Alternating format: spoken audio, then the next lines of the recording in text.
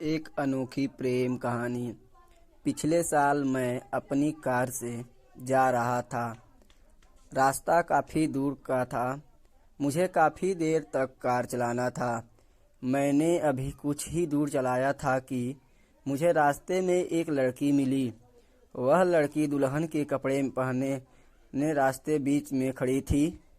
मैंने काफ़ी तेज़ी से साथ कार चला रहा था। मैंने उस लड़की को कुछ दूर से ही देख ली। मैंने अपने कार में ब्रेक लगाया। लड़की से पूछा। लड़की के पास जाते जाते मेरी कार रुक गई। मैं अपनी कार से बाहर निकला और उस लड़की से बोला, तुम्हें बुद्धि नहीं है? तुम सड़क के बीच में खड़ी हो। क्या होता है अगर तुम्हारा मेरे कार के साथ दुर्घटना हो जाता? वह लड़की मेरी बात को सुनकर जोर जोर से रोने लगी। वह बोली, अब मैं जिंदा नहीं रहना चाहती हूँ। फिर से वह रोने लगी।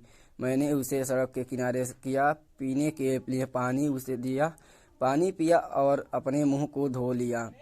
फिर मैंने उससे पूछा, अब बताओ तुम्हारे साथ क्या हुआ है? उसने कहा, मैं एक लड़के से प्रेम करती थी। आज हमारी शादी थी, पर वह लड़की पहले से ही किसी और से शादी कर चुकी थी। जब मैंने इस बात को सुना तो मैं पागल सी हो गई। अब मुझे शर्म भी आ रहा था, इसलिए मैंने अपने घर से भाग गई। मैंने कहा, ठीक है, पर तुम्हें अपने घर से इस तरह नहीं भागना चाहिए। वैसे तुम्हारा घर कहाँ है? उसका घर नहीं था जहाँ मुझे अपने काम से जाना था। मैंने उसे समझाया और कहा, चलो मैंने तुम्हारे घर वालों को समझाता हूँ। फिर हम दोनों कार से उस जगह के लिए चल दिए। मुझे पहली नज़र में ही उस लड़की से प्रेम हो गया था, पर वह तो किसी दूसरे से प्रेम करती थी। मैंने उसे रास्ते भर में बहुत कुछ समझाया। अब वह अपने मन को शांत कर रही थी और जो कुछ भी हुआ उसे भूल भी रही थी।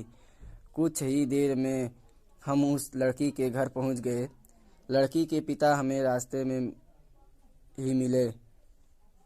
मैंने उन्हें पहचान लिया। वह मेरे कंपनी में काम करते थे।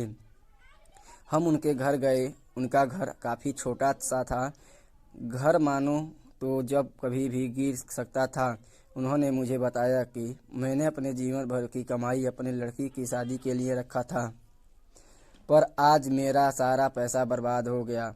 अब मैंने कैसे अपनी लड़की की शादी कर पाऊंगा? यह कहते हुए उनकी आंखों में आंसू आ गया। मैंने उनके बारे में अच्छे से जानता था। वह काफ़ी ईमानदार थे। उनकी दुख को मैंने समझ पाया रहा था। अब मैंने क्या करूं?